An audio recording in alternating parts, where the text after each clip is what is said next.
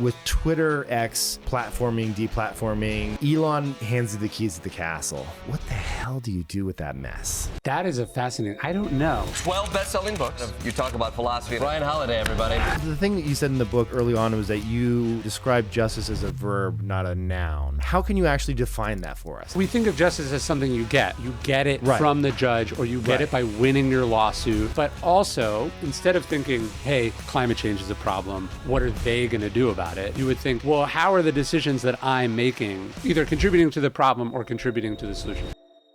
The right thing is very subjective. We talked about this earlier. The right thing could be for someone on a subreddit going down some kind of conspiracy theory. Sure. The ability to change your mind is really important. So when I go through the book and I read all these stories, it's very inspiring. Dude, I'm like, either Ryan Holiday is like the nicest, coolest guy ever, or he has like bodies buried in his backyard. Like, so I want to get into your book. You have a new book. Thank you for sending me the audio version. I was able to jam through it in a short amount of time. I did it while I was rucking, which was awesome. Get some exercise in at the same time. Is that a compulsive thing for you? Some people like exercise to stay in shape. Yeah. Some people exercise like a reasonable amount. I'm like, if I don't do it today, I'm doing something wrong. It's not unhealthy in the sense that the thing is healthy, but my relationship to it, there's an unhealthy component to it. I feel like it's one of those things where if I go for more than a day or two without doing it, I feel really shitty. Yeah. So it's a mood thing as well. It is the strongest antidepressant out there, is like rigorous exercise for sure. It's probably some sort of serotonin deficiency, and you come up with ways, not knowing that that's a thing, that work, exercise. Yes. For some people, it's drama or activity. It's just a way of treating this deficiency to get back to normal. And it works, but it wears off. Right. And then you got to do it again. Yeah, but it's good for you. So like, why not? And sure. The cold plunge for me is another huge one. That to me every morning, I cut way back on coffee once I started doing the cold plunge. But really? Yeah, I was only doing 2 cups of coffee, but they were full strength cups of coffee, like proper pour overs. And I cut back to 1. And then the cold plunge is just giving me this crazy boost of energy in the morning. It's also, if you're someone who like, I have to do this thing, what I like about the cold plunge is that it's only supposed to take a couple of minutes. Do 3 minutes at 1:45. It's and less disruptive. That's perfect. Yeah. And then I just right back in the house and start going to work on emails. Yeah. Awesome. So new book, Right Thing Right Now, June 11th. I was online recently on Amazon, and I don't know if this is you doing it or not, but I saw a box set of your books. Is that you putting that out? So the publisher did a box set of Obstacle, Ego, and Stillness, which was like an accidental box, like an accidental series. And then this series of the Cardinal Virtues, which is the first time I've ever intentionally done multiple linked things. When I saw that box set, I was like, wow, you've written some amazing books. Oh. Seriously, they've really helped me. Ego is the Enemy was such a important book in my life at that time. And also other people had told me that. I think Ginobili, NBA All-Star, he had mentioned to me that he was a huge fan of that. You got some serious attention for that book. Yeah, that was nuts. I look at your path as an author and the books and the topics that you've touched on. And Right Thing Right Now, I was just curious. Like every author, when I talk to a Tim Ferriss, I talk to whoever, there is a moment where they're either dry and they have nothing that want to write about. Yeah. Or all of a sudden they start to feel this pull and they say, okay, this needs to exist in the world. And I was wondering, what was that pull for you with this book? And then how does this differ from the others? So I was walking with my kids. There's this park down the road called Bastrop Lost Pines. Is that what it's called? No. Anyways, there's this big state park down the road. We were on a walk for a family. And I had this idea to do a book on courage, which is one of the Stoic virtues. And I thought, oh, that would be exciting. I just finished Stillness is the Key. I think it was the summer before Stillness is the Key came out, but it was done. And I had this idea I was like, oh, maybe courage would be interesting. And then by the time we got back from the walk, I was like, wait, I should just do the whole series. That would be really cool because they would be interrelated, interconnected ideas, which is weird. I've had a bunch of the ideas for my projects not working and just spending time with my family. I don't know if that's a sign that my mind is wandering or that it's actually healthy. It's like a really good, like That's how it works though. Who was it that used to hold the keys in their hand and they slowly fall asleep, and when they drop the keys and hit the floor, that was one of their best ideas came to them. Oh, really? Have you not heard about that? No, that's awesome. I think that was it Benjamin Franklin? Who is it that like somebody used to hold keys in their hand, and there's this special dream state that you enter. You ever have a good idea just before bed or as you're laying in bed? Sure. And then you like jot it down? Yeah. there's this moment, this small little window, this like twilight window when you're almost about to fall asleep. Yeah. And we'll have to look that up. ChatGPT. I was just going to say, this seems like a ChatGPT. Yeah, exactly. Because you don't have enough details to Google it. But oftentimes your subconscious is working, and all of a sudden it manifests not when you're in the middle of a workday, but like when you're out for a walk or something. There's something about when I'm with family, it's not that I'm thinking about work. I'm actually not. I'm just fully present. And then somehow I've had a couple really good work ideas while I've been doing that. But anyways, that's how I had the idea. And I knew courage would be first because it's the one I thought of first. I knew wisdom would be last because it's, I think, the ultimate one. And then this was the one that I knew would be the hardest, and then in some ways probably sell the worst. But I was most excited about. Yeah. Because Stoicism as a series of productivity strategies, and Stoicism as a way to be more resilient and to be tougher. And that's all really interesting and really important. And I think probably the natural entry point into it. But at some point, if that's all you get from it, not only is that kind of boring, but you're obviously missing the point. So I knew this is where it was all going. But to be able to do this book and to get it to work commercially, I knew was going to be a big challenge. Yeah. It seems like it's a challenge because there's any number of ways you could write a book. I feel like, 12 ways to harden your body through Stoicism, and you just sell a shit ton of copies because that's who you are. And you jump into something right away that feels on the surface, which is this idea of justice. Yeah. Like when you tell people you're working on a book about justice, they're like, exactly. Because it is the thing that, like, when people think about justice, they often, and you point this out in the book very early, they think about the law system. They don't think about this as being anything but somehow related to law.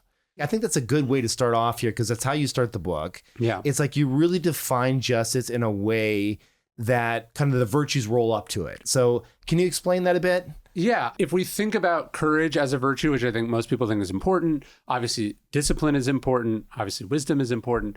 You could very easily be pursuing any of those virtues in conjunction with the wrong thing and thus render them not just worthless, but like evil. Right. So, courage to be a dictator. Exactly. Or if you are taking a courageous stand about an issue you're totally incorrect about because you fell for a conspiracy theory or a scam, or you're just not very bright. Which sadly has happened quite a bit. Yeah, look, there's a lot of people standing alone about things, but the reason they're standing alone is that they're just fundamentally incorrect and what they're saying is silly or worse than silly.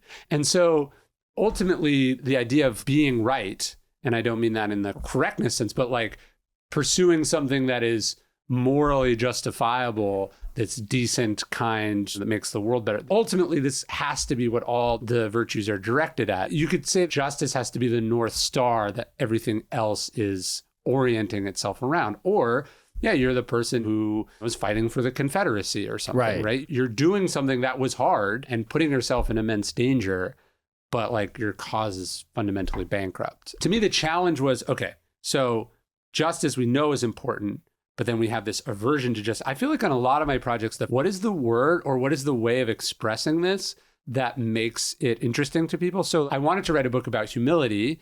And when, again, you say, hey, I'm working on a book about humility, people will be like, ugh.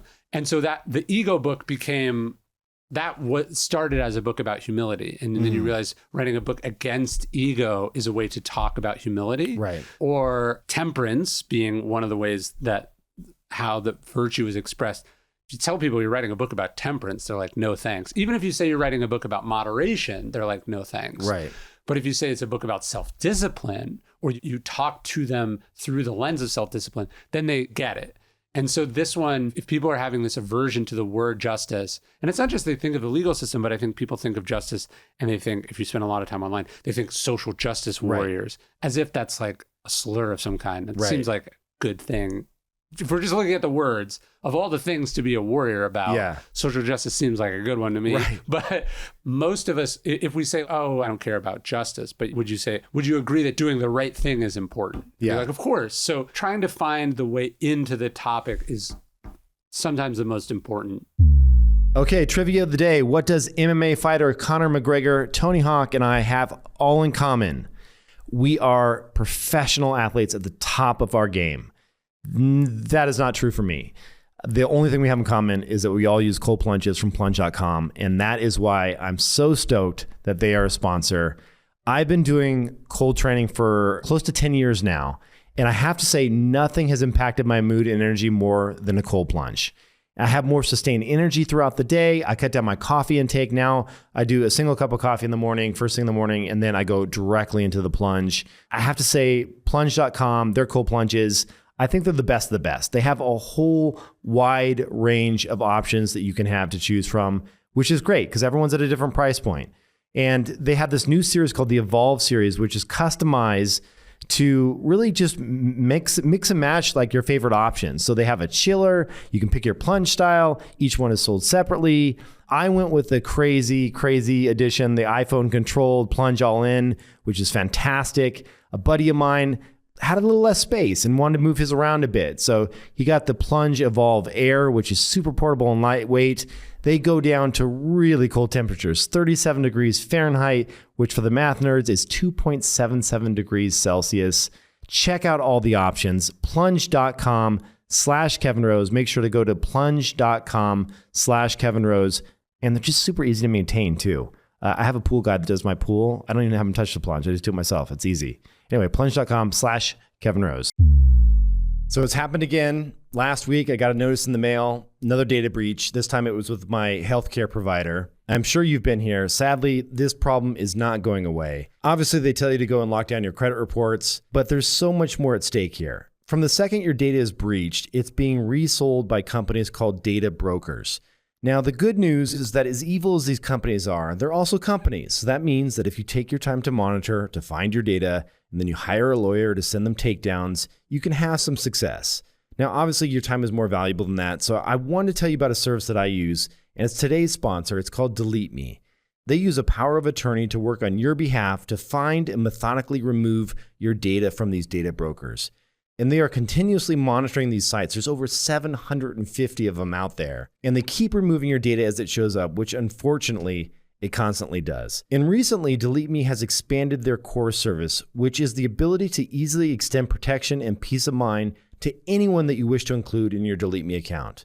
They have a new area, it's called the Family Account Management, which creates this unified hub for your entire family privacy protection.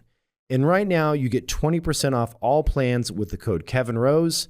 Head to joindeleteme.com/Kevin Rose. The thing that you said in the book early on was that you described justice as a verb, not a noun, or you'd like to see it described as a verb, not a noun. So how can you actually define that for us? How can you define justice in a way that isn't tied to a legal framework? Yeah, we think of justice as something you get, right? Like you get it from the judge, or you get it by winning your lawsuit, or you get it by someone admitting they were wrong and you were right. Like we think of justice as this sort of thing that's out there that a legal system or a society is designed to bring into existence, which of course those things, that's what they're for. There's this line that the purpose of politics is to bring about justice in an unjust world. So that's what these things are about.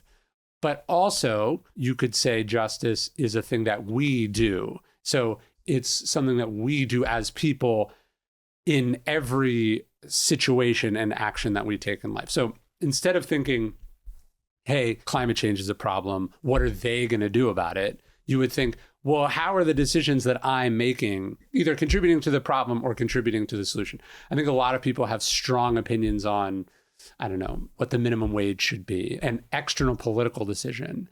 And then if you looked at the payroll of their company, are they voluntarily holding themselves to that standard or a higher standard, right? And so thinking about justice as something that we have control over and that we have our own sphere of influence, that's sort of where I really wanted to focus. Right. And it is weird. I think one of the things I interviewed Tobias Lucky from Shopify. Yeah. And I was saying what's so cool about Shopify is that it can turn everyone into a industrialist in some way, right? So of course, if you ask someone, you're like, are sweatshops good? And they'd be like, no. And then you'd be like, is it morally justifiable to pay a child in Honduras to make t-shirts or whatever? They're like, no, of course not. Or Nike is evil for making their shoes in China or whatever.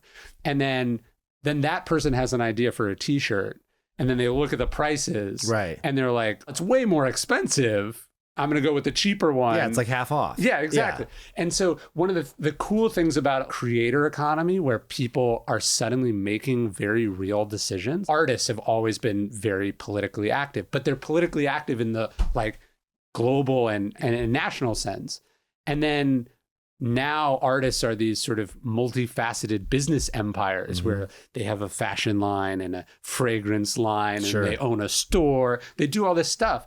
And suddenly all these ethical questions that we had very strong political opinions about, we now have to make our own smaller version of those decisions. And I've experienced that with Daily Soap. It was both cool and really stressful to go like, okay, yeah, are we going to make this here? Or are we going to make it there? Yeah. What kind of, okay, if I use a disposable plastic packaging or I use a biodegradable mailer, okay, the biodegradable one doesn't look as good and I can't get my logo on it the same way. Right. And 1% of them get destroyed in transit and I have to pay. Suddenly now I'm making those decisions. Right. And to me, that's what we're talking about justice as a verb and not as a noun. It's not these theoretical questions, but it's the questions in your own life. And so when you think about those questions in your own life, you mentioned practicing it in the work setting, but you also get into some really practical just ideas around keeping your word, speaking the truth, taking responsibility. What you said earlier here just a second ago around transparency. Yeah.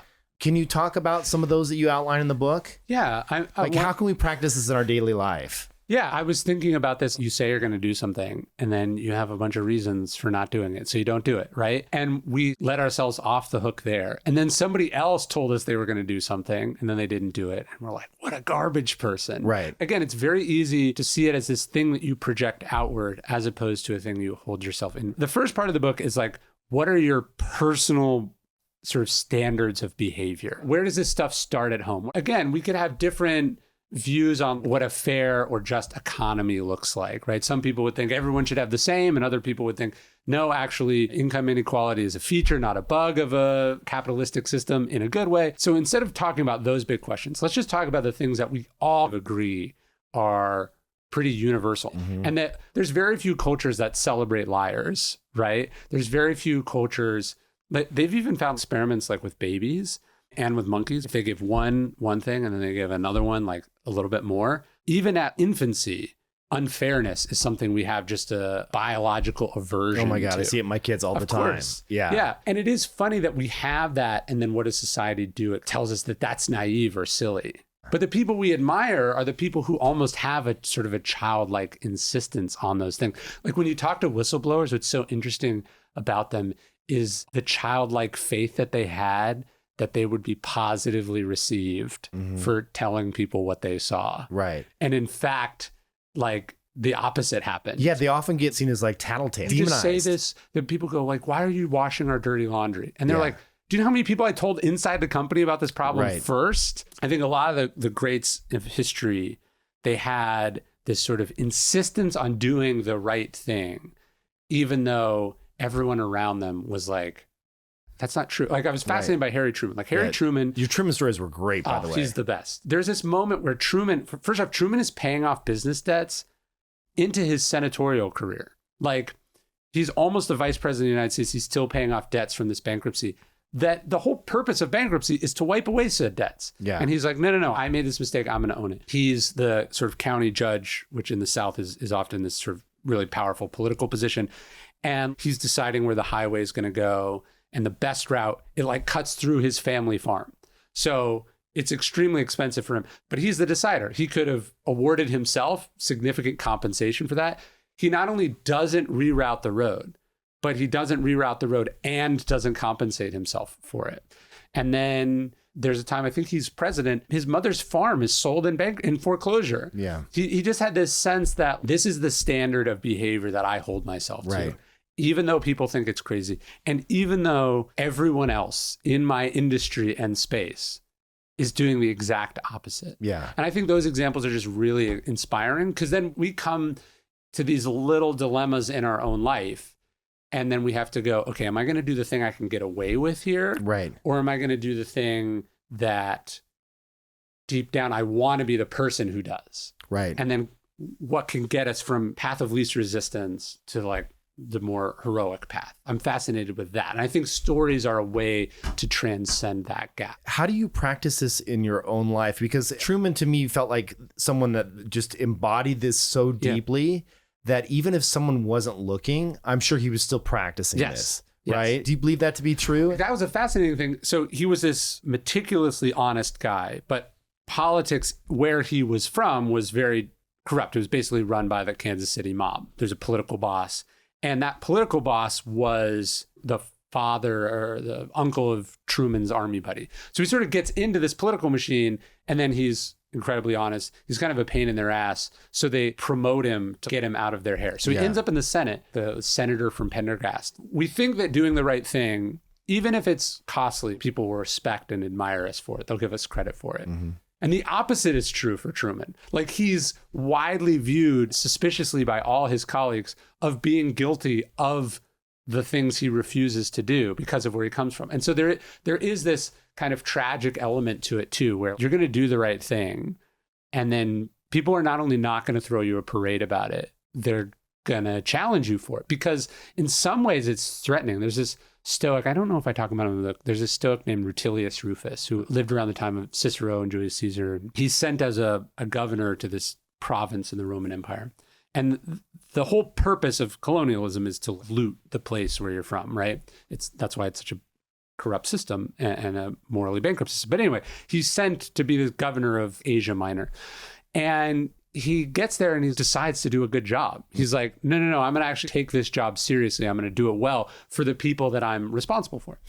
And, again, nobody throws you a parade for being honest. Right. In fact, it's usually very inconvenient for the powers that be. So the people that plan to get rich in that province are quite upset because they have the one honest governor who's getting in the way of the schemes that they are supposed to be able to get away with. And by the way, is happening all across the empire.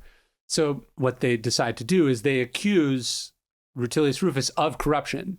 So they bring him up on bogus charges for being guilty of the thing that they would like to get away with. Right. And so he's tried. It's a sort of show trial, and he's convicted. And so he's sent into exile, which was the punishment of the day. And the one mercy that they offer him is they say, but you can pick where you go to exile.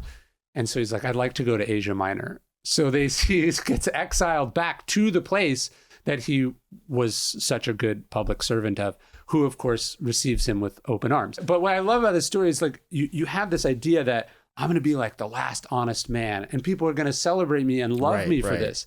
And actually, no. Yeah. You're almost certainly swimming upstream, and it may well end very badly for you.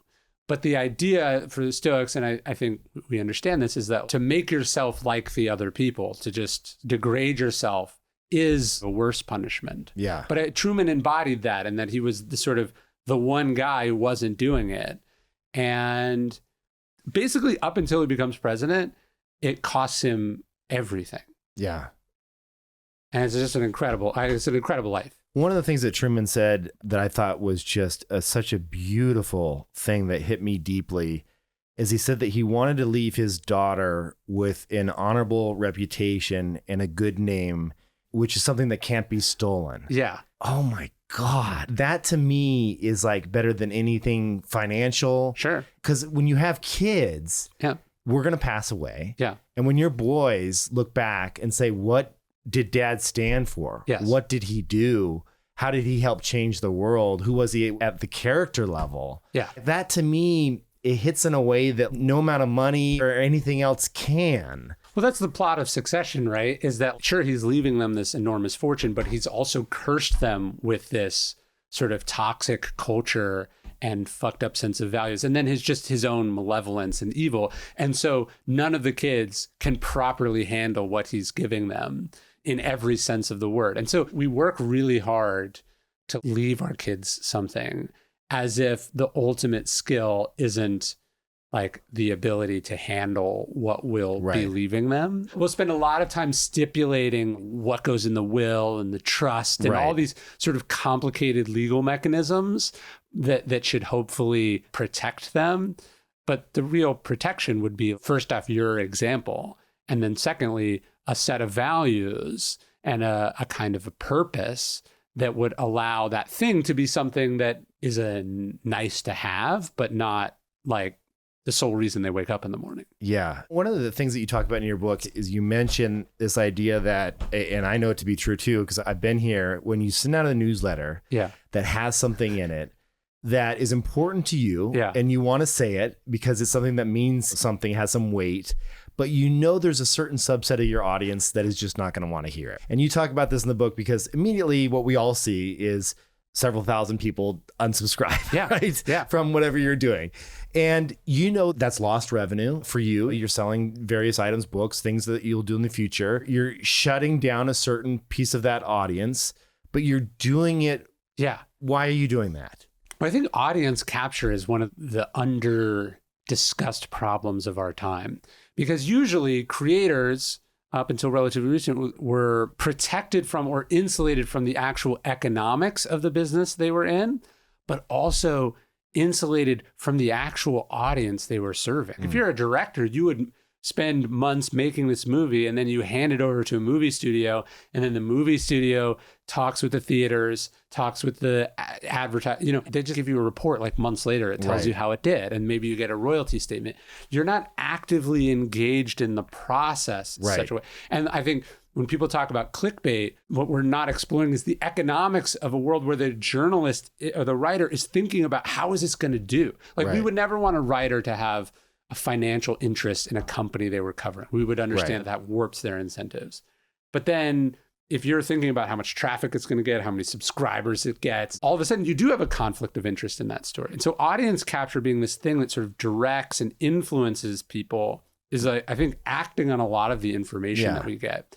So it's hard. You build up, it's great. You have like email subscribers or social media fans or paying customers. And then you have to ask yourself, do I have the audience or does the audience have me? And so I think about that a lot, even with this book. Like there's a version of this book that doesn't talk about anything challenging, that doesn't talk about anything politically controversial, that probably does better. There's a version where I just skip this virtue altogether and talk about more pleasant things. But you kind of got to ask yourself, why did you get into this? What actually matters to you, and like, why do you do what you do? So sometimes I'll get angry notes from people that are like, why did you talk about this? Why did you say? And I go, I didn't build an audience to not say what I think. That's the whole point, was to say what I think. You have to have a sense of what your job is. Your job is to speak, if you're as an artist, is to speak the truth as you see it, to express what you feel needs to be expressed. If you let the audience decide that for you, you're not doing your job. Do you say it so much that at some point you have no audience? I think there's balance in there. The decision to do what you think is important, even when it's going to be controversial or painful or cost you some money, that is, I don't even think it's a choice. To me, that's the obligation of art in any of the forms that you do it. One of the things I think about is like, sure, it will cost you money, but I already made a very costly financial decision when I decided to write about an obscure school of ancient philosophy. If what I really cared about was money, I should have worked on Wall Street, or I should have marketing books or whatever you wanted to do back in the day. Yeah. Even the decision to like build a company instead of just invest in companies is probably on average a negative financial decision. You're deciding, hey, I care about this thing. I want to do this thing. And I'm going to take the risk of putting everything onto that one project instead of a portfolio theory of investing in a lot of other people's things. So it's like just realizing you made a choice that was value-based, not financially based. And then you have to extrapolate that logic on a continual basis. Yeah. That's kind of how I think about it. This week's episode is brought to you by Dram. Now, you've probably heard me mention that way back in the day, back in 2000, when I was a wee lad, I gave up soda absolutely cold turkey. That means nothing with corn syrup, aspartame, sugar, or any other crap, but I still really love sparkling beverages. That's why I'm excited to tell you about Dram. Dram is unlike anything you've ever had. It's packed full of real functional ingredients made from plants. Imagine a drink that's 0 calories, 0 sugar, and it's made with steam distilled organic ingredients. They have this citrus flavor that has orange blossom, hibiscus, lemon salt, rind from a grapefruit. It's fantastic. And my favorite, though, is their cola. It tastes just like classic cola, but it's made with adaptogenic mushrooms such as chaga, lion's mane, shiitake, and cordyceps. But you don't even taste the mushrooms. It tastes just like cola. Lastly, I love that their cans are BPA free and that their water is free from those harmful, they call them these forever chemicals. They're really bad for you. None of that in their water. It's just absolutely fantastic stuff. You got to give it a try. If you head on over to kevinrose.com/dram, you'll get my 3 favorite flavors as a bundle pack. And you'll also get 20% off everything at the store. So use the code KevinRose. That's kevinrose.com/dram, DRAM, and the code KevinRose. And thank you, Dram, for sponsoring the show.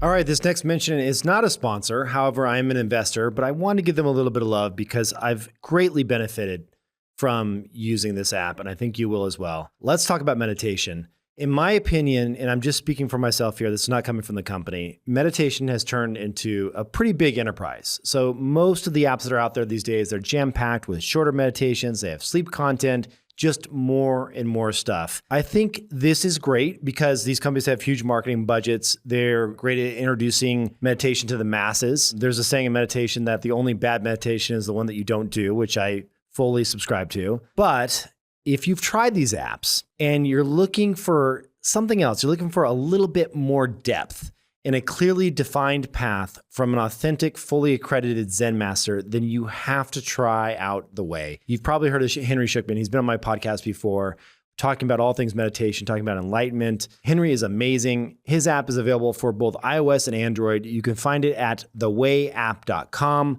I've been studying with Henry for several years now, and it's absolutely changed my life. I'm so glad that he's bringing these teachings in the form of an app, because typically you would have to go to a Zendo, travel out to Santa Fe, New Mexico, and now it's fully ready to go on iOS and Android. So with this app, you'll get to enjoy 30 free guided meditation sessions, and they're all different. They're fantastic. There's no credit card required. Check it out, download it for iOS and Android. And like I said, with this, you're going to get focused training, you're going to get depth, you're going to get quality over quantity. Thewayapp.com. It's the change in depth that I have a feeling that you've been looking for.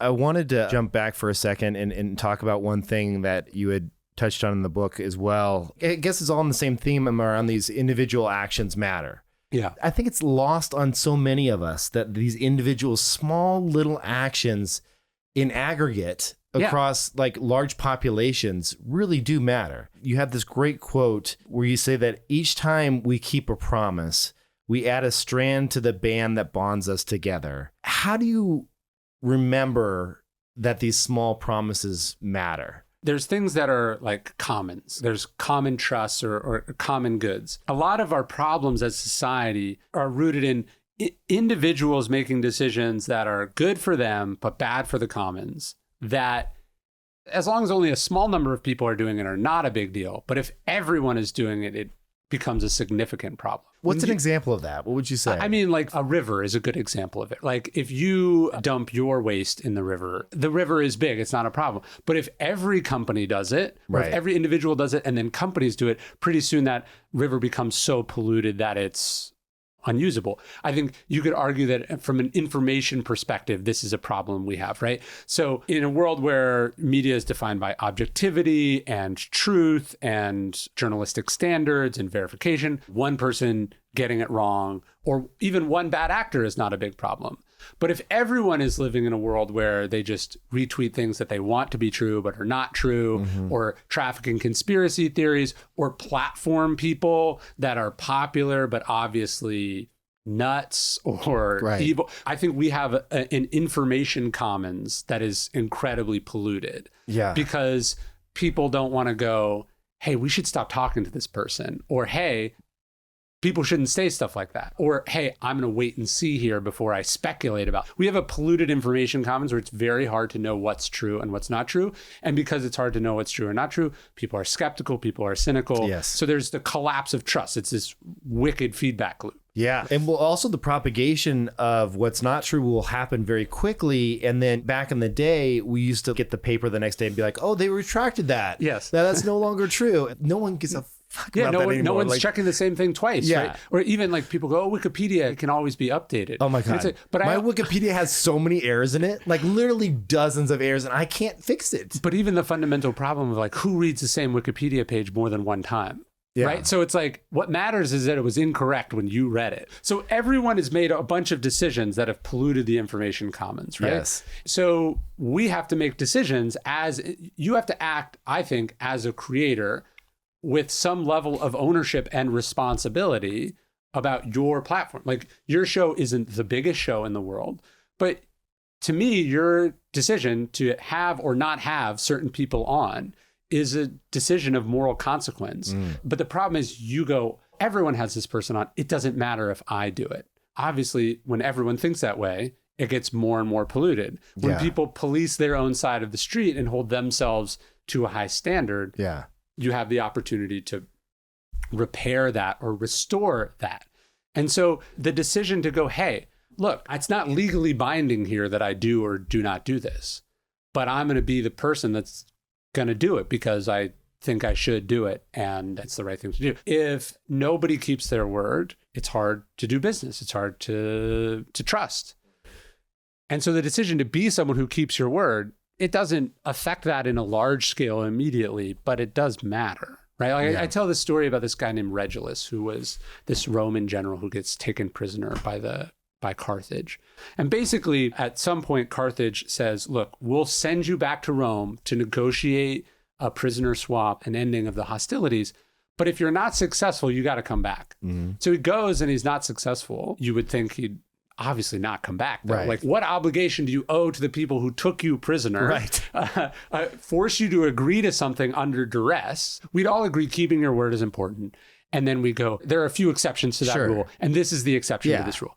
But no, he packs up his stuff, he leaves his family and goes back, where he is promptly tortured and put to death. Now, as he's telling people this incomprehensible thing that he's going to go back, they're like, this is insane. And he says, look, if I go back, and he was very aware of what was going to happen. He's like, if I go back, I alone will suffer. It will be awful for me. If I don't go back, all of Rome suffers because me, as a representative of my country, gave my word. I made a diplomatic agreement. And if I break that, why would people make diplomatic agreements with Rome in the future? And so to me, that embodies this sort of paradox or this tricky situation that we're all in. I said I'd pay you 1,000 and now I think I could get you down to 800. Yeah. I'm going to be the person that shows up to your house with $800. And what are you going to do about it? And maybe you win in that individual scenario, but the next time that person goes to sell something, they're a more skeptical, cynical person, and the world is worse for that. And so there is this externality to injustice. That's why M.Strelitz calls it a blasphemy. It's something that comes at the expense of the many to the benefit of the few. If you can start to think about it that way, you go, oh, my individual decisions actually do have a certain significance to them. And there's something empowering and beautiful about that. Also, at the same time, I don't think I would have gone back. Probably not. Would you have gone back? Probably not. That's the thing. It's so easy to come up with all the reasons why you should obviously not go back and not have to keep your word. I tell the stories not to necessarily go, and this is, by the way, what history was supposed to be. History in the ancient world was not at this date, at this place, this many people did this thing. We have this sort of much stricter scholarly sense of history now, which I think deprives us of the opportunity to debate these moral questions, which were designed to be aspirational. Well, the story of Regulus is almost certainly not true. It appears in all these different accounts. Yes. And it's always different. Maybe there's some truth to it, but it's probably largely myth. But the reason that the Stoics were telling their children about it was to try to set this really high bar for keeping word. So if you're like, Regulus goes back and is trampled to death by elephants. We see this somewhat often in religious texts, right? Yes. It's like these parables that are grandiose that you're just like, that can't be true, but I get the point. Yeah. You know? So you hear this, and then you, a contractor who tells someone the bid is going to be X, intending to inflate the bid by 20%, you go, oh, no, I gave you my word. This is what it was going to cost. Right. It's on me that materials are more expensive or that it took longer than expected. The idea is to have these kind of hear these aspirational, almost impossible embodiments of the ideas to help you get from here to here, not to here. There's another story I tell in the book about this Roman politician who he lives in this house on the hill. And an architect says, hey, for a bit of money, I can make your house much more private. And he goes, actually double the amount, and I want you to get rid of all the privacy. I want nothing. I have nothing to be ashamed of. Again, no one is saying that's not a good way to live. You should have a private life. And in fact, we probably don't respect people's private lives enough. The moral of that story was the idea that a leader should not be doing anything that they're ashamed to have other people see. And when we hear that, then we go, okay, hey, I could dress this up in this language, or I could own what happened.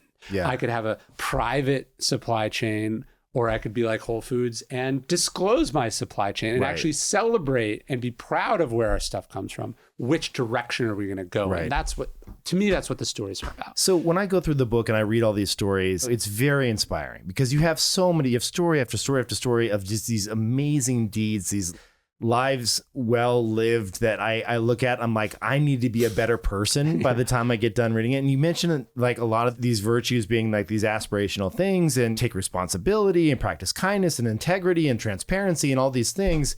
And I was sitting there, okay, this is like an insider thing, but I got to say it anyway. So I'm talking to Tim Ferriss and I'm like, here's the deal. Either Ryan Holiday is like the nicest, coolest guy ever, or he has like bodies buried in his backyard. And Tim goes, no, he's just like a really amazing guy. How did you start to incorporate these into your own life? And then how do you still work on yourself? Because when I read something like this or your other books, I'm like, this guy has it figured out. And I know people think that of all of us that have had some level of success, like you figured out. But in reality, when we go to bed at night, we still have all of our shit, right? Like, how do you further yourself? How do you start to embody more of these things over time and practice what you preach? There's something weird, though, about my books, which is I don't have it figured out. They have it figured out. Right. But then how do you take what they've figured out and incorporate that in your own life? I'm writing them to try to do that. Like, to me, I think all of my books have made me a better person. The discipline book made me more disciplined. The courage book made me hopefully a bit less skittish about things. When you spend time just like around the greatest people who've ever lived, their stories, their examples, like the value, it's very hard, I think, not to be changed by it. Now, does this mean you're going to go start some movement that like conquers an enormous empire or frees people from slavery? No. One of the byproducts is like a book, but the byproduct for me is like I've just spent a lot of time thinking about and trying to internalize these things. So I don't literally have any bodies buried in my backyard. No, I didn't think you did. But I feel like all of us are just human beings it's like we know we're here and we'd like to be here. And it's the struggle to get there. It's either the struggle to get there. What are you working on? Get a little vulnerable with me here. Well, I'll give you a very easy one. So when I sold this 4-book series, it was supposed to be 1 book a year for 4 years. So I did courage in a year, I did discipline in a year, and I was more or less on track to do this in a year. And it wasn't like one come to Jesus conversation, but it did become clearer to me over time, the cost that commitment, and then just the cost of my success and pursuing what I pursued professionally, just the cost that's had on the people around me, namely my family. I ended up in January of 23 going to my publisher, like, the book is almost ready, but I'm not going to give it to you. I was like, I'm going to take an extra year. I ended up taking 18 months.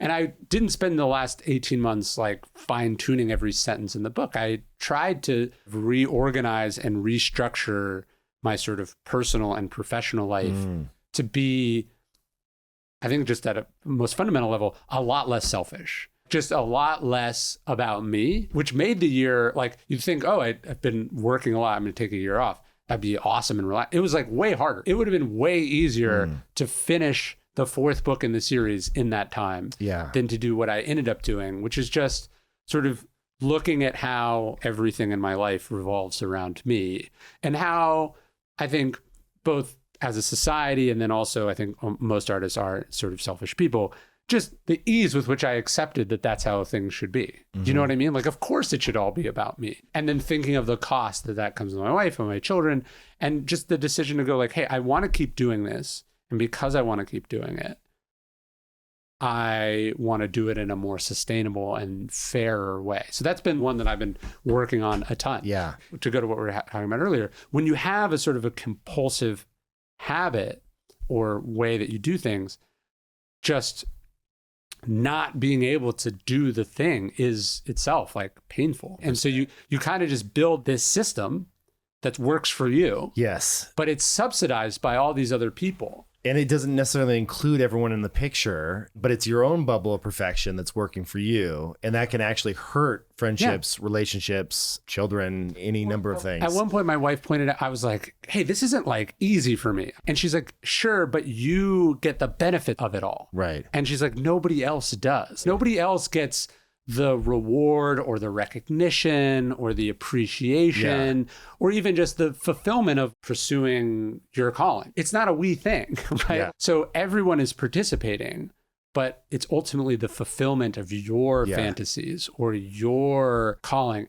And other people are sacrificing for it without the payoff. They get some of the benefits, like we live in a nice house. It's not like they're waking up fulfilled that I'm fulfilled. That's not how it works, right? Yeah. And so the decision to kind of reset and restructure things, that's been like a big project the last, I guess, almost 2 years now. It's been, let's say it was not fun. It was actually awful, but because the old way worked perfectly for me. Sure. But it just isn't, it's not right. One of the things that you said, and maybe my ADHD brain is filling in some gaps here. Correct me if I'm wrong here, but didn't you say in the book somewhere that the Stoics didn't write enough about love and relationships? Yeah. And I wonder, as someone that's been an entrepreneur my entire life and just focused so much on the next thing, on work, on progress, on innovation, on founders, on grind, so much of the last couple of years for me, being 10 years plus married, has been being like, wait, especially with kids in the picture. It's like, shit, we need to reset who we are as a couple and figure this out, because with kids in the picture, now this crazy still work-life thing I'm trying to figure out balance-wise. Yeah. Would you ever write a book on relationships? And like, without the Stoics guidance, how do you figure out how to be a good husband? Yeah. There's a book I have in the bookstore. I'll give it to you. It's called Fair Play. Yeah, we have the fair play cards set at home. Yeah, it's interesting. I thought about this with the Stoics, right? So we were talking about Rutilius Rufus. He's like, I'm going to do the right thing. I don't care what the consequences are. And then I'm going to accept my sentence into exile. And we go, oh, like how heroic, right? But almost certainly he had a wife and kids, right? And so they're just supposed to go along with this, right? Like you think of Regulus, right? He's like, I gave my word. I'm going to go back to my certain death. Well, what about the kids that are like crushing, like hanging on his legs? Like, please don't go. And so there is this sense where the sort of rigid commitment to principle, this sort of black and whiteness of it is either subsidized in some cases, or it's the costs of it are borne out by other people. And so there is, I would say for someone like these ancient Stoics, probably what made that possible was like culturally, there was zero expectation that they would have to consider what those people thought at all. The idea that your wife's happiness is important is not a big one when she is legally your property, which is how it was for most of human history. Right. And so a lot of the assumptions, even a lot of the sort of heroic examples we think of are kind of clear and also only possible because of the implicit assumptions and the structure of society. It's really good that we're questioned and in some cases torn those assumptions down. It just means you as the individual now have to be responsible for a lot more. Yeah. And it's a much harder thing to balance. The idea that even as a man, that you're supposed to spend a lot of time with your kids is a recent assumption, like a very recent assumption. I think it's a good assumption, but it just means that it comes in conflict with other assumptions. Right.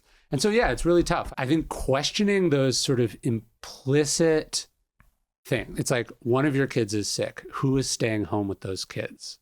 Or I think about this a lot because at the bookstore, people will come and if I'm there, people will be like, oh, it's great. And they'll talk to me. If my wife's there, they'll be like, where are your kids? Just what is expected of different people. And then understanding how these sort of assumptions are acting on us and how easy it is when you're busy, when you're being rewarded for things. And also if those things are unhealthy compulsions on top of that, how much work it is for you to go, I'm not going to do it that way. That isn't a fair way to do it. It's hard to catch yourself. Totally. Especially guys around our age. I was raised, dad was head of the household. Yes. Mom didn't really work. And it was this clear division of responsibilities with raising children. And it's like a competitive advantage to not think about these things. Yeah.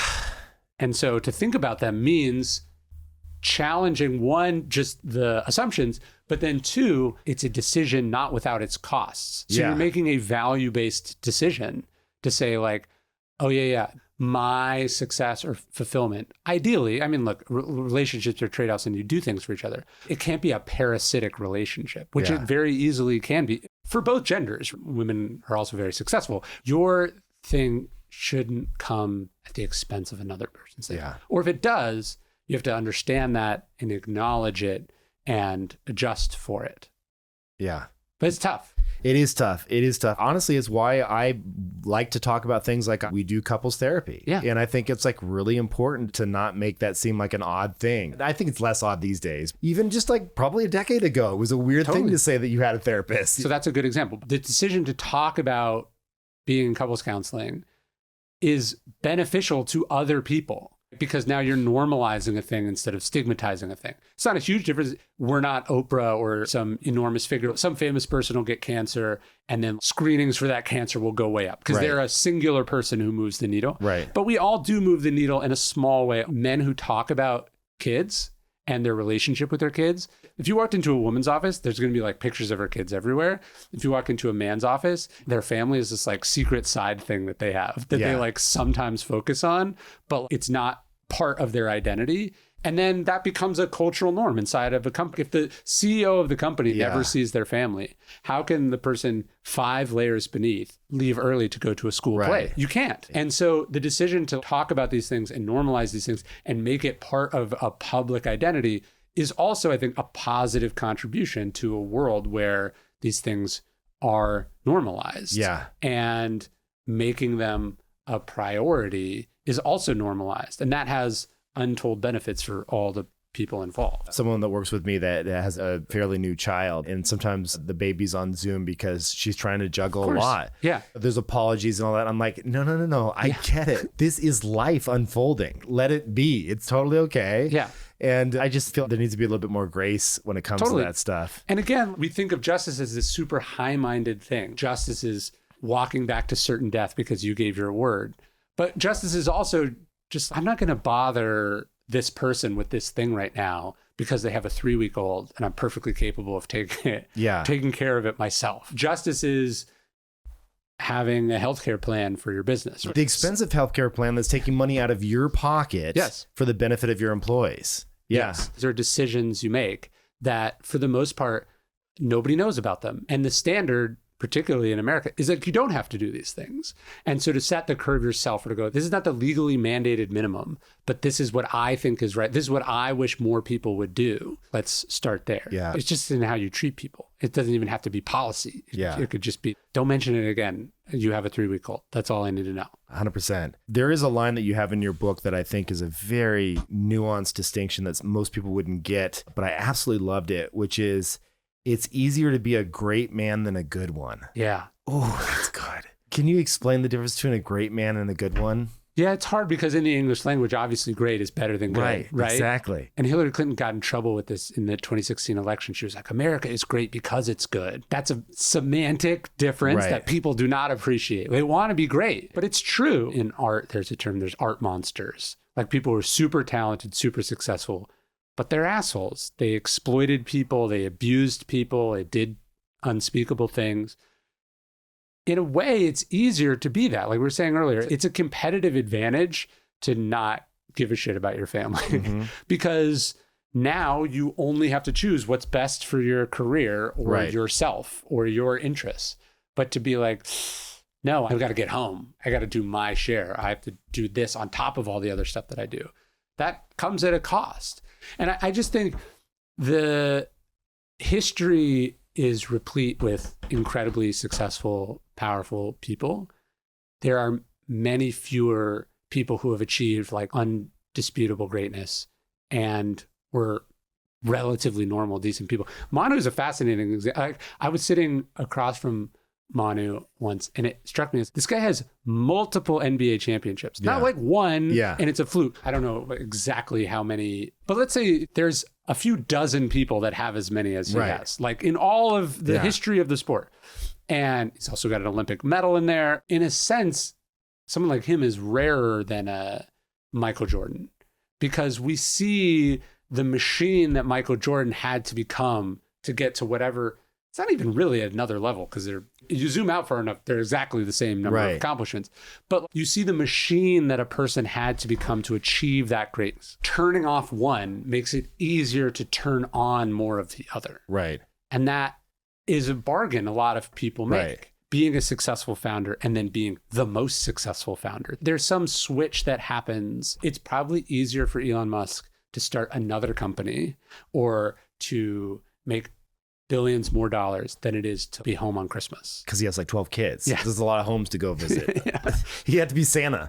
No, he has to bounce around quite a bit. In the Isaacson book, there's this chapter about the decision to close a redundant data center in Sacramento, which turns out he didn't need to do and was actually very irresponsible to have done.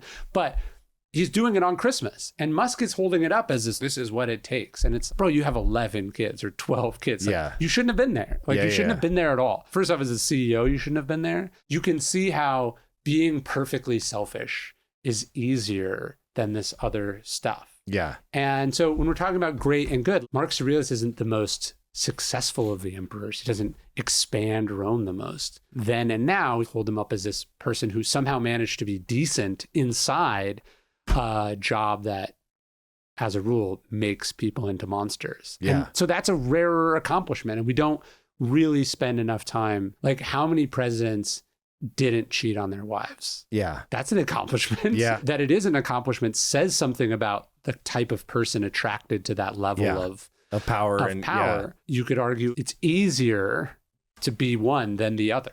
I remember Travis in the early days of Uber and watching just how brutal and ruthless he was at expansion. And don't get me wrong, I know the taxi cab authorities in some of these areas were like mob run and a bunch of shit. Like, you needed a pretty heavy hand to go in and dominate there. Kind of what you're saying then is this idea of great can compromise your values and your ethics and take away from the good. Yeah. We were talking about this before, I think before the cameras are rolling, where each of us could do crazy clip rolls, how to make $1 million with Stoic philosophies on YouTube, and you get way more views, and you'd be greater in the sense of view count, but you'd be detracting from the good quality of your content. Yeah.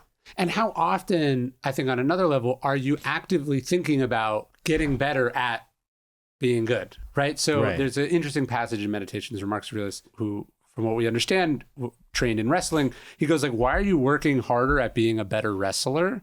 But he's not a better friend, not a better person, not a better citizen. So you talk to people and they're like, this is the diet that I'm on, right? This is my workout routine. This is why I paid all this money for the cold plunge. All these things that we do, which might make us healthier, but in a lot of cases, they really just have benefits as far as our like superficial appearances go. What are you working on in your personal life? Right. And the answer is, they're not like, oh, here's the process by which I am dealing with my anger issue. Right. Or here's how I'm trying to be a more generous friend. That's like, right. We don't have this sort of concreteness or the prioritization of these other elements, like the decision. And even when people are like really into being parents, they seem to be really into getting their kids into good schools and teaching them a bunch of skills and winning at parenting, as opposed to be like, no, my family's just like a big priority for me and I choose them over other things. Yeah. There's a big difference there. There's been data on this. The parents that approach children from just a pure academic achievement, suicide rates are up. Pushing them to be better at school is not love. Yes. It's almost like a shiny object to say, look how good I am as a parent because my kid accomplished this. Yes. Versus, what about the reading them a book at night? What about the little tangible things that are so much more important? I think exploits our very human tendency to look for metrics. Right. Yes. So it's okay. They got into the best school. I am therefore the best parent. I know. I don't like that. The best football player in the state. I'm the best dad or whatever. Your kid could be a monster. Your kid could be deficient in all these ways. Your kid would desperately like something else from you that you're refusing to give them. By the way, they're only interested in this thing because they've taken it as a proxy for what they actually want from you. Yeah. A couple other things I wanted to cover in the book. Amor fati. Yeah. Did I say that right? Uh-huh. The Stoic term for essentially acceptance for what is, right? Yeah. Is that more or less? I think it's a level above acceptance. There's something passive about acceptance. Yes. Right. And I think there's something active about this idea of amor fati, which is embracing and loving the way that things are. I wanted to ask you specifically about that principle because in the book, you also talk about change. Yes. How do you not fall into that camp of just being passive? Yes. How can you embrace that Stoic philosophy, but also want there to be change? We're wrong to think of the Stoics as simply accepting the world around them by nature of the fact that they engaged in politics. It inspired the founding of America. They created new things all the time. So it wasn't so much a satisfaction with the status quo. I think the idea with Amor fati, where it intersects with the idea of justice or even social change, is instead of lamenting or despairing that things are the way that they are, you love that they are that way, and you see yourself as someone who can work with that. When I think of Martin Luther King Jr., he's obviously not passive. He's obviously not accepting the injustice of the world around him, but he's also not despairing, and he's also not angry about it. He has this sense that it could be different and it must be different, but the struggle of it was the opportunity, right? It was that he was born in this time with things the way that they are, that gives him the chance to be heroic, to be great, to preach, to witness, to do all these things. So I don't think Amor fati is this nihilism. Yeah. Because it is inherently a hopeful thing. It's just accepting reality as it is and then saying, this is the moment that I get to exist in. And then that's actually great. Look, I think we would all say it would be wonderful if we didn't live in divided, tumultuous, political times, if all these things were better. The downside is that they're not. The upside is it's a chance for people to be great in ways that they couldn't be if they were the way they seemingly hoped they would be.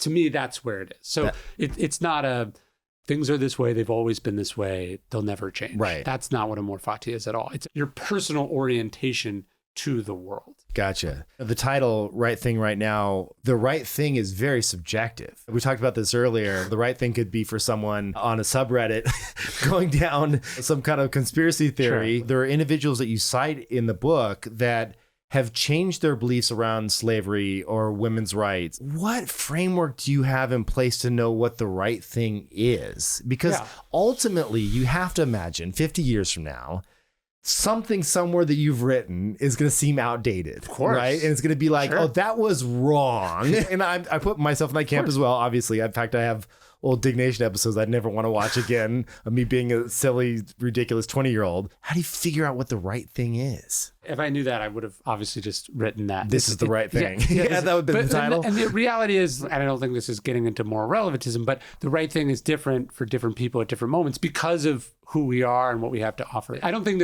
this is always the right thing, always do it that way, because it becomes, I think, a dangerous kind of rigidity. Right. But because everything is so fluid. It's like you kind of have to let things flow in life. Life is not structured beliefs. That's what I loved about Truman so much. So here you have this guy with this sort of very rigid, almost old-fashioned moral compass. And he's raised in the South. He's raised by parents and grandparents who owned slaves. You would have thought like this dude is frozen in place here. Right. He is who he is, which we say about old people all the time. This is just where they're from.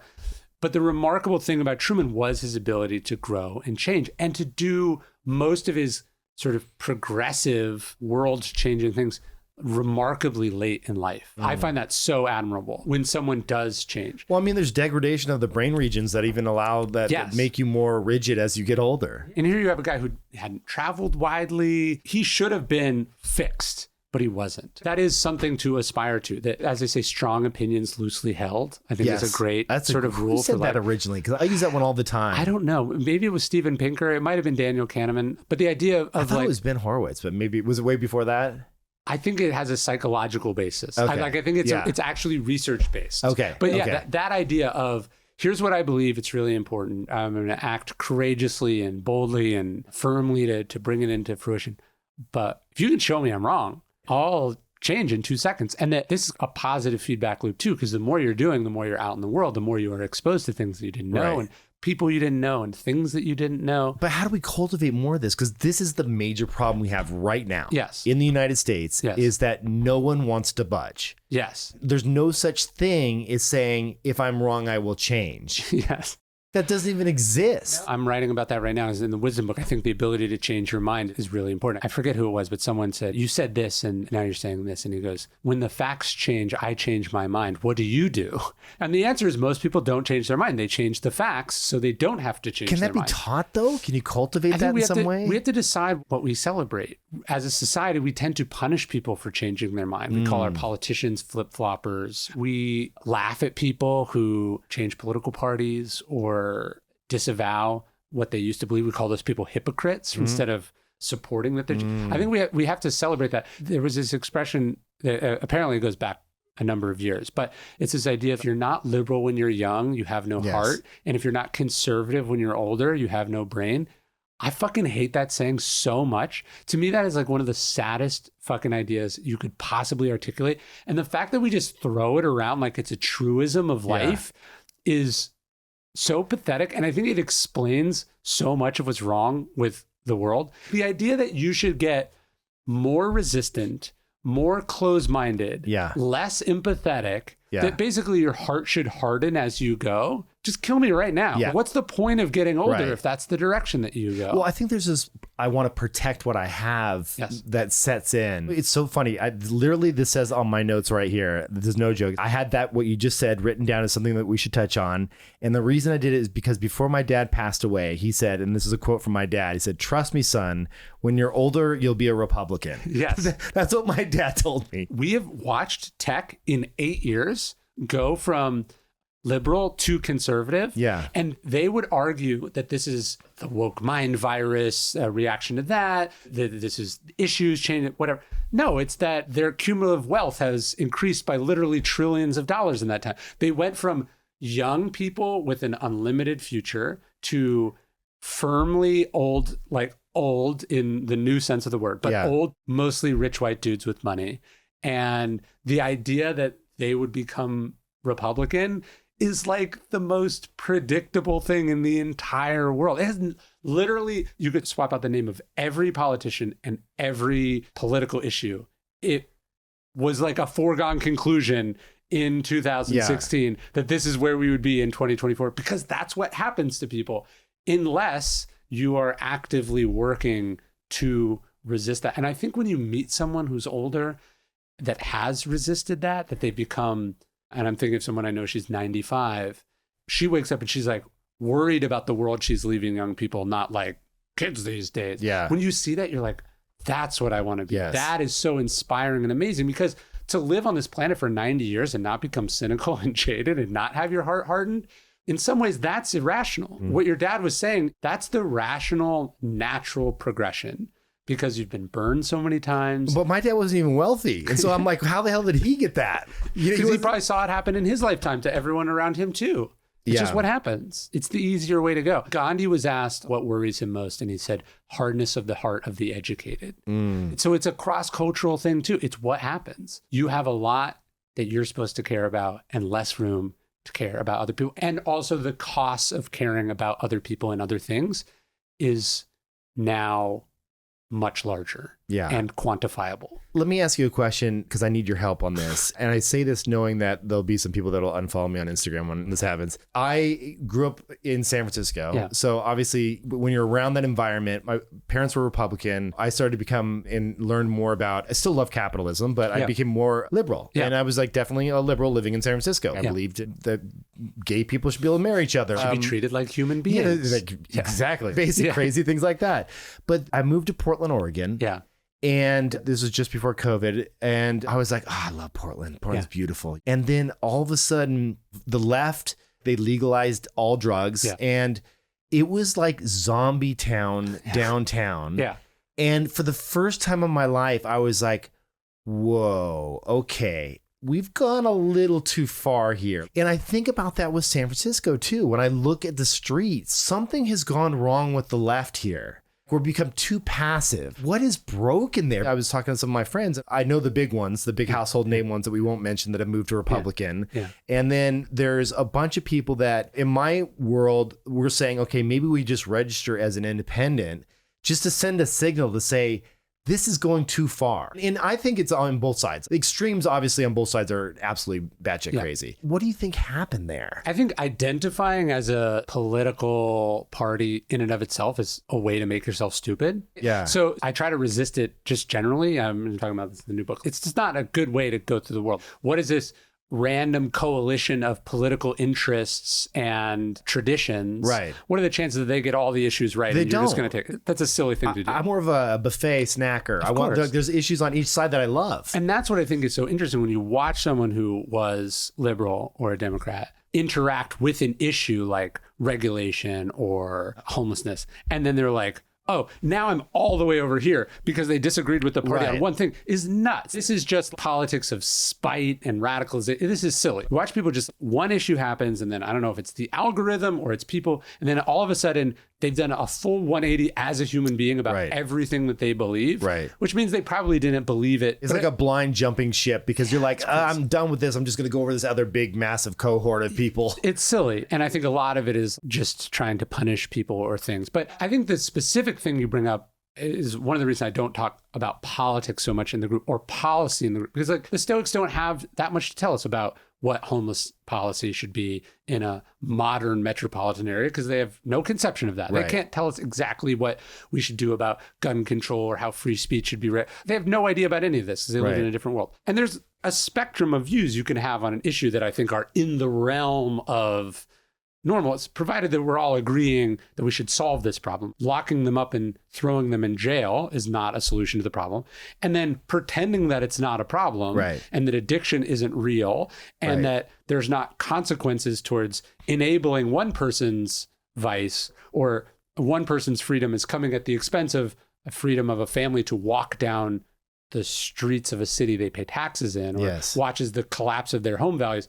This is also wrong. What I think is interesting about that, the homelessness issue, this is a little town and it doesn't have many homeless people, but Austin has a lot of homeless people. And so Austin's inability to deal with that homeless issue has meant you have to find somewhere to live. And they've come out here, they get arrested in the county and then they get dropped off. It's a shuffling around of humans, basically. It's horrendous. And so one of them, his name was Daryl, we found out he was living on the porch of the building when we're not here. And so now this abstract issue, which I have thoughts on homelessness being, you can't overcorrect, you can't undercorrect. Well, now there's this issue of there's a human being living on my porch that is scaring away customers. He's also smoking at night, so it's not safe. And then also I have to use said porch and it's not a place for people to go to the bathroom and sleep. It's not a storage facility. We had to really wrestle with this thing. An easy way to solve the problem is I call the police and say, there's a person trespassing, make this go away. But he just goes to someone else's porch. And at the same time, it's also a national issue that is not really my responsibility to begin with. I don't have a good answer to this question because it's something I've been wrestling with. I think on a basic level, it was like, okay, it's going to freeze tonight. How do we make sure that this person doesn't die? And on the other end of the spectrum, if I just accept this and tolerate it or even subsidize it, this is where he's going to come to live. And it's not really fair to him because he can't get the help that he needs. We had to like really come together as a community and solve it. And I think we did okay. We didn't magically remove this person from homelessness, but I feel like we didn't punt on the issue and we didn't treat this person cruelly. We tried to help them as many times as we could. And then I think we sent the message that when he's ready for help, it's there, right? To me, what's interesting about the Portland thing is they did do that. It didn't work. And then they repealed most of it. Also, which I think is the sign, at least of a somewhat healthy progressive movement, which is you don't just keep doing things the way you've always done them. You try things. And then if those things don't work, you have to adjust and change on top of that. And we as a society haven't fully recognized that that's actually how it's supposed to go. Throwing people in jail, criminalizing homelessness, or criminalizing mental illness is what we've been doing as a society for 100+ years, and it hasn't worked. They tried to do something radically different in Portland. It definitely didn't work. And then at least the majority of the voters, not all the activists, but the majority of the voters said, okay, this isn't what we want either. Let's try to walk some of that back and let's come up with something else. And that's how you bring change into the world, not magical solutions to intractable problems, because that's not how it works. What I think has become the other sort of coin of the political realm, which is dehumanization, embracing of cruelty. And I don't know, I'm sensing this very dangerous slide into sort of authoritarianism and cruelty around these difficult political questions, which people I like and admire seem to be willing to flirt with and tolerate in a way that I really am alarmed by. I feel the same way. I really would love for you to give us, not the pitch on the book, but what do you hope people walk away with when they've read this? What change were you looking to enact by writing this book? I think there's two. To me, the sort of Stoic ideal is captured in this quote from M.Strelitz. He says, purpose of life is good character and then acts for the common good. So Stoicism has this sort of personal set of standards that you adhere to, and then also this commitment to making a positive difference. To me, that's a really succinct way of capturing what justice should be, and a place where I think we can all agree. And that's a very hard statement to disagree with. You should have good character and you should work for the common good. When we start to get into the very specifics of this policy or that policy, this politician, that politician, this legal precedent or that one, we start to come apart. But if we can say like, hey, we got to act with good character and then we got to try to be of service to others. I love that. Mm-hmm. And the reason I love that and the reason I wanted to write a book about it is also because there is this stereotype, this assumption that Stoicism is solely about individual self-improvement. Mm-hmm. And it's about mental toughness and resiliency and the sort of stereotype of what the word Stoic means. Mm-hmm. And when you actually engage with the Stoics, they're talking about character and honesty and doing the right thing and kindness. And they were engaged in the big political fights of their time and the issues of their time. And they served in office and they wrote books about these questions. That's what Stoicism actually was. So I feel somewhat of an obligation having popularized the other version of Stoicism. Yeah.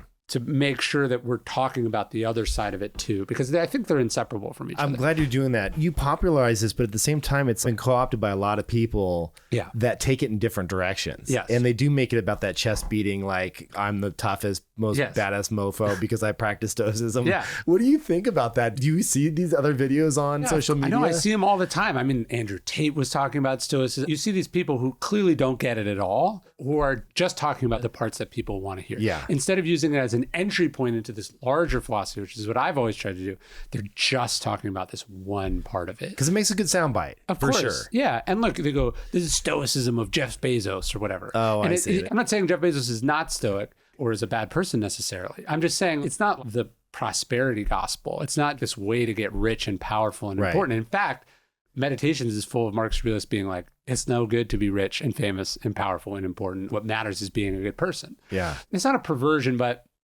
there is, with the popularity now of it, there's a tendency to tie it to things that are really just about like getting clicks. If it's an entry point, great. If it's not, or if it's an entry point for worse stuff, I think that's really what I'm reacting to the most, is watching people use it as an entry point into this sort of reactionary alt-right world of cruelty and selfishness and lol, nothing matters. That part is definitely not what it's about. It's not designed to make you a better sociopath or a bigger asshole. If that's what you got from Stoicism, you missed the whole point. Yeah. I love the book. Right thing right now out June 11th. I definitely pick up a copy. It's really cool. My last question, it's not a joke question. I do mean this seriously. With Twitter, X, platforming, deplatforming, they've been all over the place.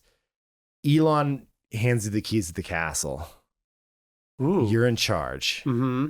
What the hell do you do with that mess?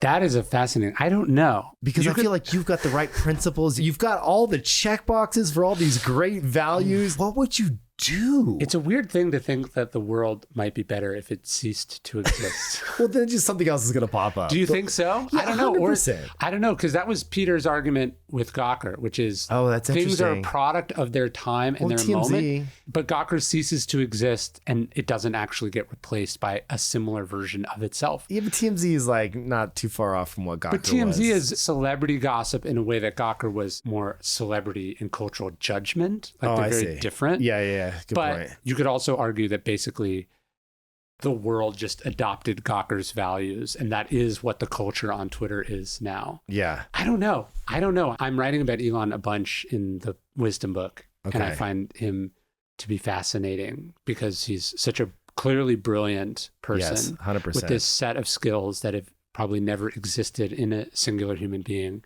before. And then is in a way a reminder, if social media can break that brain, Yeah. how would you possibly think it's safe for your brain? Yeah. Here you have the guy who is famously a first principles thinker, Yes. who now outsources his decisions to Twitter polls and is clearly a product of 15 alt-right accounts and podcasts that he follows. It's very strange, right? I have had good friends that have come to my house and have dropped stuff on me before where I'm like, oh, you know, that's just Yeah. bullshit, right? Yeah. You're being fed bullshit. Yeah. People can get caught up in that. No, it's part of one of the problems of being really smart and then being right about a lot of stuff is it's very hard to know when you are not being smart or right about stuff. Well, also, no one speaks truth to power, right? Well, look, the story of King Midas is a cautionary tale. It ends badly for him because everything he touches turns to Right. gold. It's a fascinating thing. I don't know. Do you ban people? Do you allow all speech? Weirdly, I think they were doing as good a job as you could do up until the acquisition. Did they overreact in some ways about some things? Of course. But the idea that you could be a huge platform and literally be an open platform is not just morally impossible, it's also economically impossible because ultimately the paying customers and the advertisers want a thing that is not disgusting and a cesspool. And so the idea of being relatively open, but then having some standards or lines. Smarter people than me have written about content moderation, but it is an unavoidable part of the internet. The idea that you're only going to default to legal minimums or maximums goes to basically the point of the book, which is, yeah, sure, but you have to have values as a person on top of that. Our world and our system of government delegates to people to make individual moral decisions. Right. The idea of abdicating it and washing your hands of it is itself a moral decision. Well, he's saying wisdom of the crowds is ruling But the ask network. the racists and the bigots and the villains and the bullies whether they appreciate the new policies, and the answer is overwhelmingly yes. Right. Because it's better, gives them a much better microphone. for them. Yeah. Someone said this during one election. I'm not saying he's a racist. I'm saying the racists think he's a racist. Whatever motivation it's coming from, it's had the effect of being very good for some very bad things. And I think largely bad for him. Yeah. It's been bad for his impulse control and his brand and his understanding of reality. I would argue he has become more and more unmoored as a result of what's happened. Having access to unvarnished, unfiltered opinion in real time and unbanning a number of these accounts has not made his worldview better. It's, I think, made him more and more detached from reality. Yeah. I think that's going to be the ultimate consequence for everyone. It's scary to see where this thing goes. Something needs to be done here. It feels like it's going to end in a fiery... I think it's already in the fiery car crash, Yeah. and we're just hoping it doesn't hit us. I would not want that job. I don't know about Same. you, but if someone even offered the job, I'd be like, hell no. I think shut it down is great. That sounds fantastic. Oh, Ryan, thank you so much for being on the show, man. I really appreciate it. And thanks for all the work that you do. And this book here is filled with just so many examples. I just felt so many times while reading this that like I can be doing better.